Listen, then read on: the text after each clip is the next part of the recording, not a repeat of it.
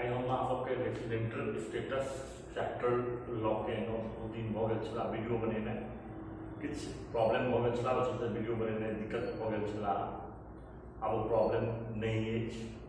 और खासकर residential status के से पहलो प्रैक्टिकल क्वेश्चन बनेने छलहुँ लेकिन 22-23 एक नया सत्र आबि गेलै क्योंकि हम पता अछि कि सत्र जे नया आबि जाइ छै तऽ इनकम टैक्स के नया वीडियो एनाइ जरूरी छै और गत वर्ष के एग्जाम जे मिथिला विश्वविद्यालय के ओहो एग्जाम नहीं भेलै आब एग्जाम हैत ओहो बच्चा के ई वीडियो काफी उपयोगी साबित हैत। रेसिडेंटल स्टेटस के लिए पहलो हम बता चुकल छी और फेरो हम बता रहल छी किछु बात अहाँके आवश्यक अछि। कोनो प्रकार के आय जकर अहाँके अर्जन और उदय भारत में भेल हुआ वो तीनों जगह अहाँके टैक्सेबल होइ छै, यानी कि रेसिडेंटल एंड ऑर्डिनरी रेसिडेंटल में है, नॉन ऑर्डिनरी रेसिडेंटल में है और नॉन रेसिडेंटल में है। इसका मतलब कि भेले साधारण निवासी तरह साधारण निवासी में है, असाधारण निवासी में है और अनिवासी में है, यानी कि तीनों जगह वो टैक्सेबल अहाँके है जकर अर्जन और उदय देश में भेल हुआ और प्राप्तो कतौ भेल हुआ तो भारत में भेल हुआ। दोसर पॉइंट एकर की अछि उपयोगी एहन कोनो प्रकार के आय जकर अर्जन और उदय यानी कि देश के बाहर भेल हुआ लेकिन प्राप्त कतौ भेल हुआ तो भारत में भेल हुआ ओहो तीनों जगह अहाँके टैक्सेबल होइ छै। एहन तेसर पॉइंट छै एहन कोनो प्रकार के आय जकर अर्जन और उदय देश के बाहर भेल हुआ और प्राप्तो देश के बाहर भेल हुआ ओ अहाँके ओनली निवासी तथा साधारण निवासी में टैक्सेबल अहाँके होइत अछि। और एहन प्रकार का है कि देश के बाहर अर्जन उदय भेल हुआ प्राप्तो देश के बाहर भेल हुआ लेकिन जकर कंट्रोल भारत से हुआ वो अहाँके दू जगह पर टैक्सेबल होइ छै, एकटा निवासी तथा साधारण निवासी में टैक्सेबल होइ छै और दोसर निवासी तथा असाधारण निवासी में अहाँके टैक्सेबल होइत अछि। एहन कोनो प्रकार का है जकर अर्जन और उदय देश के बाहर भेल हुआ और प्राप्तो अहाँके देश के बाहर भेल हुआ ओ अहाँके एके जगह टैक्सेबल होइ छै, कतौ टैक्सेबल होइ छै निवासी तथा साधारण निवासी में। एहन कोनो प्रकार के है जे गत वर्ष से पहले प्राप्त भेल हुआ लेकिन गत वर्ष से पहले जगह अर्जन भेल हुआ लेकिन प्राप्त हमारा गत वर्ष में भेल हुआ वो एके जगह आगे टैक्सेबल होइ छै निवासी तथा साधारण निवासी में। आइ हम अहाँ सबके मेन जे एक वीडियो बना चुकल छी लेकिन हमर जे खास कर जे अछि अहाँके 22 और 23 चलि रहलै हम गत वर्ष 21 और 22 हमर गत वर्ष जे है और खास कर वीडियो बनेलहुँ है जखन कि एहि बेर जे एग्जाम किछु कारणवश मिथिला विश्वविद्यालय एग्जाम नहीं लेने छला वो विद्यार्थी के खासकर काफी उपयोगी हेतै। एकटा क्वेश्चन हम लऽ के क्वेश्चन हम बता रहल छी अहाँके ग्रीस ओहुजा सर के क्वेश्चन जे छै ग्रीस ओहुजा सर के क्वेश्चन छै क्वेश्चन हम आगे बता रहल छी अहाँके वही छै एकर interest on saving bank deposit incorporation bank Delhi एकटा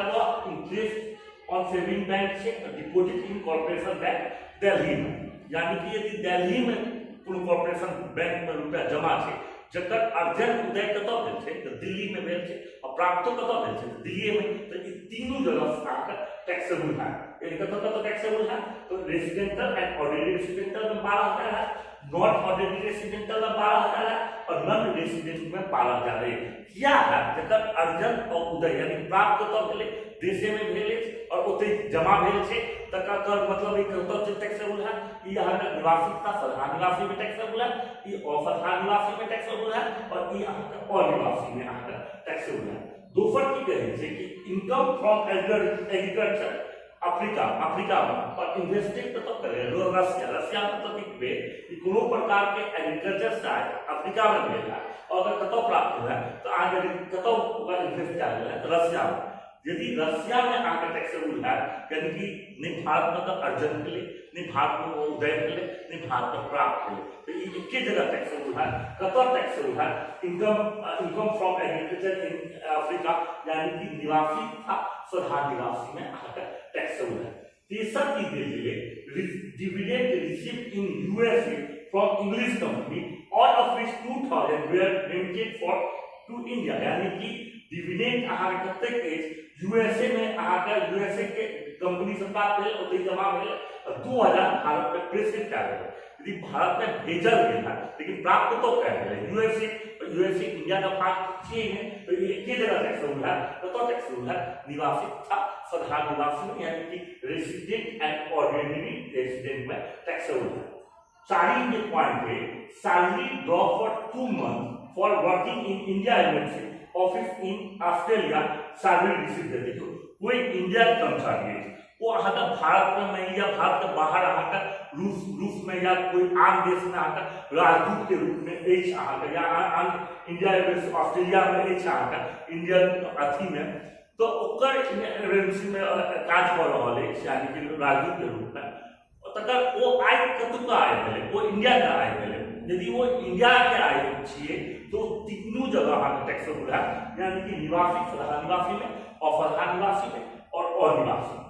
ओकर बाद पांचम पॉइंट छै इनकम फ्रॉम हाउस प्रॉपर्टी, और इनकम फ्रॉम हाउस प्रॉपर्टी कतऽ छै बेटी, तो इराक में छै, ओते के बैंक में की कयल जाय छै, आगे जमा कयल जाय छै, भारत में भेजल गेलै, यानी कि 25,000, यानी कि इराके में पर अर्जन भेल छै, उदयो इराके में भेल छै, प्राप्तो इराके में भेल छै, ओकर मतलब की छै कि कतऽ टैक्सेबल हेतै, ओनली अहाँ के निवासी तथा साधारण निवासी में टैक्सेबल हेतै। लास्ट की छै पेंशन रिसीव अहाँ, यानी कि इंडियन कंपनी से पेंशन तो रिसीव करे छै, यानी कि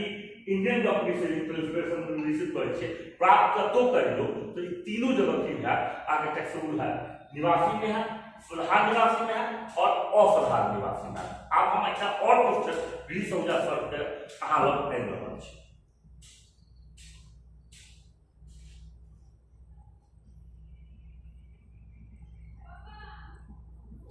देखो ये दूसरा क्वेश्चन हमारे लोग आएगा है, जो गत वर्ष यानी कि 21 और 22 के क्वेश्चन है इसका, रॉयल्टी कतो अर्न करने है, इंडिया में अर्न करने, रिसीव कतो करने, तो नेपाल में रिसीव करने, यानी कि कतो टैक्सेबल है, ये पता हो गया है, ये तीनों जगह में टैक्सेबल है। आपका साधारण निवासी तथा साधारण निवासी में है, और साधारण निवासी में है, और आपका अनिवासी में है। दूसरा की the dividend from foreign company receive in Nepal, दोनों प्रकार के विदेशी कंपनी नेपाल में आगे प्राप्त करने बताए हमरा कि नेपाल इंडिया का भाग नहीं है, यानी कि नेपाल विदेश है, ओनली कतो टैक्सेबल है, निवासी था साधारण निवासी में टैक्सेबल है। तेसर की शेयर ऑफ प्रॉफिट कतो छे, बिजनेस कतो छे, नेपाल में छे, प्राप्त कतो कर लिए, वो आगे बर्मा प्राप्त कर लिए, कंट्रोल कतो से छे, तो इंडिया में कंट्रोल। हमारे कॉलेज में यदि कंट्रोल इंडिया से कहा गया है तो 2 जगह टैक्सेबल है, निवासी में, साधारण निवासी में तथा असाधारण निवासी में। दोनों प्रकार के रेट प्रीवियस ईयर 21-22 के और रेट कतो के छे,